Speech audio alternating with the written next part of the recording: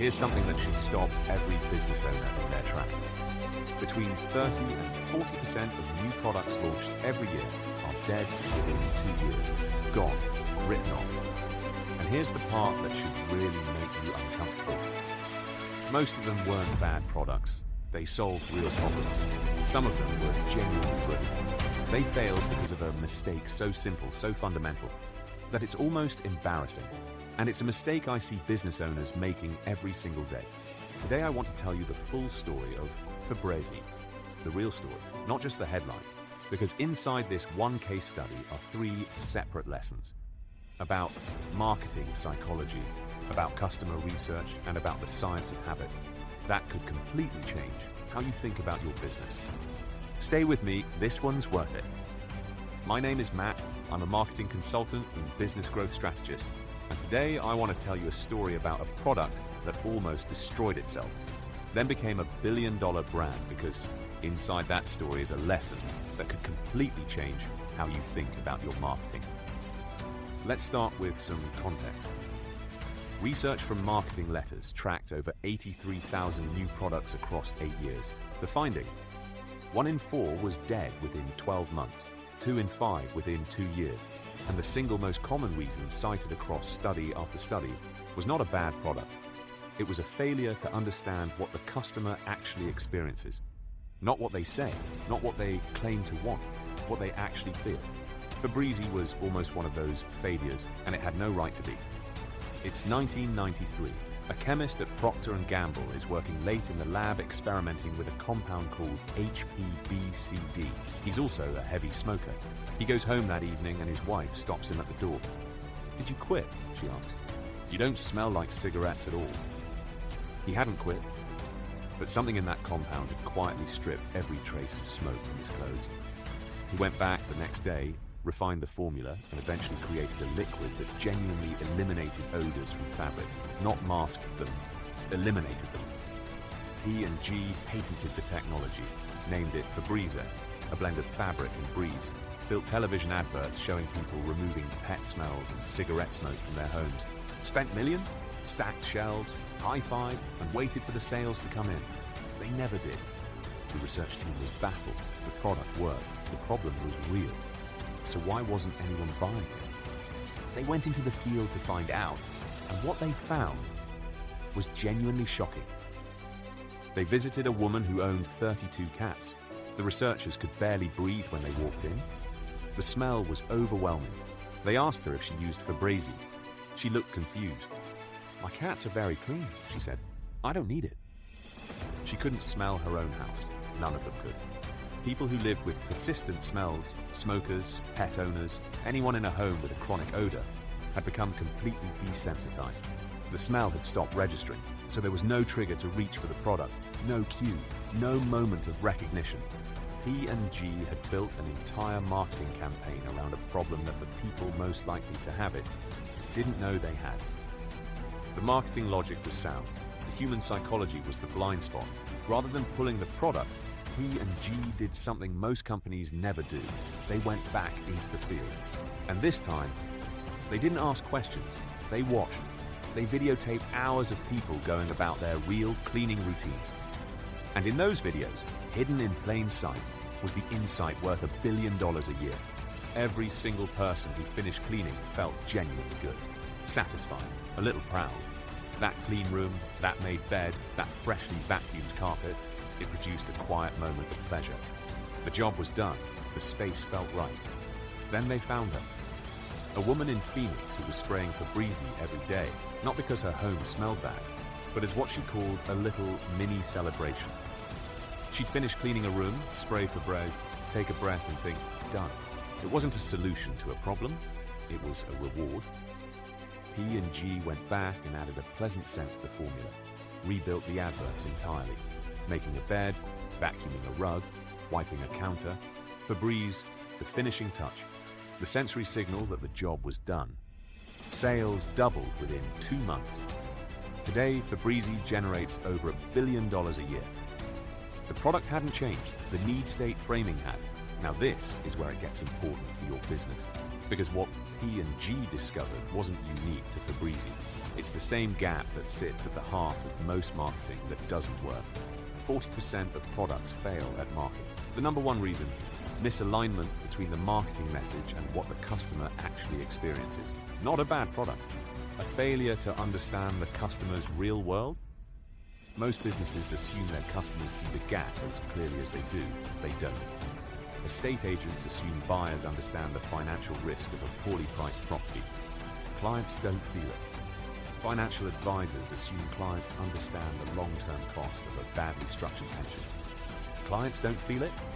The feeling that drives action is almost never the logical one. It's the emotional one. The pride, the relief, the sense of completion. So here's the question. What did P and G actually do to find the answer? Because this is the part most case studies skip over.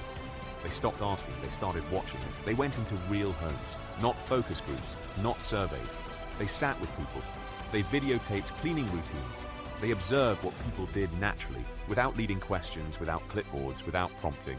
And because they watched instead of asked, they caught something that no survey would ever have captured. A woman using a product as a quiet reward. A tiny, private moment of satisfaction. The kind of thing a person would never think to mention in a focus group because they wouldn't even recognize it as significant. That observation was worth more than all the market forecasting that came before it. A G. Lafley, the CEO who oversaw P&G's transformation into a portfolio of billion-dollar brands, wrote about this philosophy in his book, Playing to Win. His central principle: consumer is boss. Not the product team, not the marketing department, the person using the product. And he was direct about what that meant in practice. He wrote, "We don't give lip service to consumer understanding, we dig deep."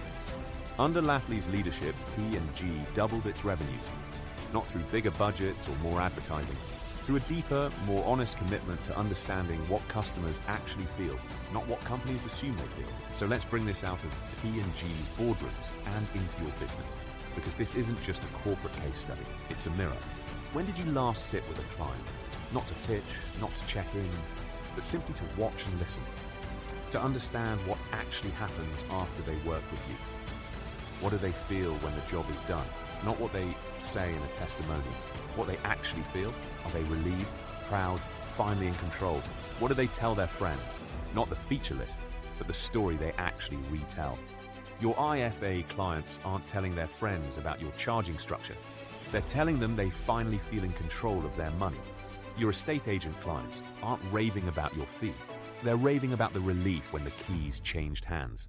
Your consulting clients aren't talking about your process. They're talking about the moment they stopped firefighting. That feeling. That's your Febreze moment. Find it. Build your marketing around it. Not the problem, the reward. But there's one more layer to the Febreze story, and it might be the most valuable part of all. Charles Duhigg, in his New York Times bestseller The Power of Habit, goes deeper into exactly why the relaunch worked so dramatically. And his answer comes down to 3 words. Cue, routine, reward. This is the habit loop. A 3-part sequence that drives virtually every repeated human behavior.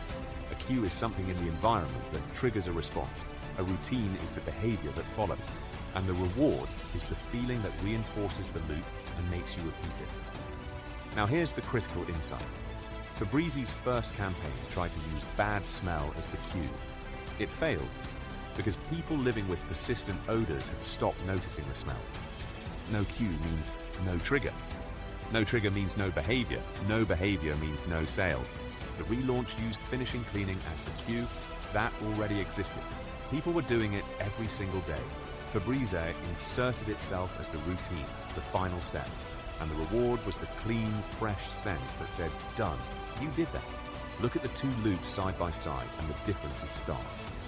The 1996 loop, bad smell as the cue. Spray Febreze to eliminate it. No smell, but nobody noticed. No trigger, no habit, no sales. The 1998 loop, finishing cleaning as the cue. Spray Febreze as the final step, fresh scent. The job done feeling as the reward. Sales doubled in 2 months. $1 billion a year today. Same product. Completely different loop. The winner wasn't better advertising. It was a better understanding of human behavior. And the science backs this up across every industry. Behavioral psychology research consistently shows it takes between 21 and 60 days for a new habit to solidify, depending on the complexity of the behavior and the consistency of the reward. The key word there is consistency. Research from the science of retail puts it plainly.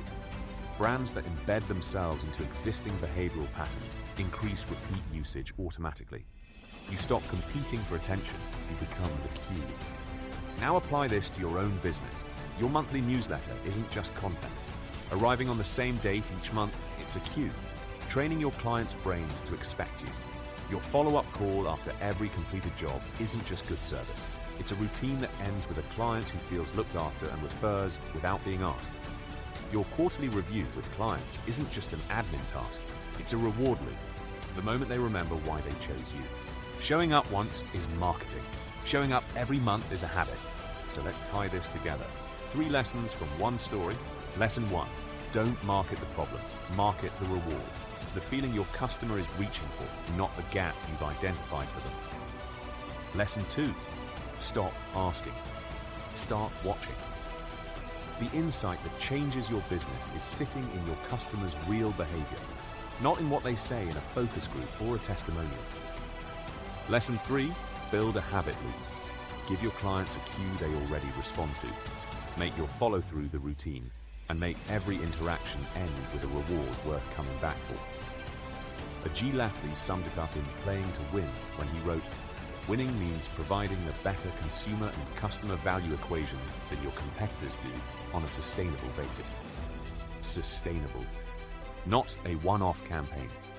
A consistent loop. A habit. The irony of the Febreze story is perfect. A product invented to destroy odors became the opposite. A sensory reward for a home that was already clean. The product hadn't changed. The habit it was attached to had. Your marketing doesn't need to be louder. It needs to be stickier. It needs a cue people already respond to. A routine that's easy to say yes to. And a reward worth coming back for. Build that. And you don't just get a client. You get a habit. 3 things before you go. Leave a comment below. Tell me, are you currently marketing the problem or the reward in your business? I want to know, and I read every comment.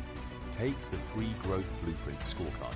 It maps out 8 areas of your marketing, including how well your follow-up and nurture systems are actually building habits rather than losing clients between transactions. Free, 2 to 3 minutes. The link is in the description.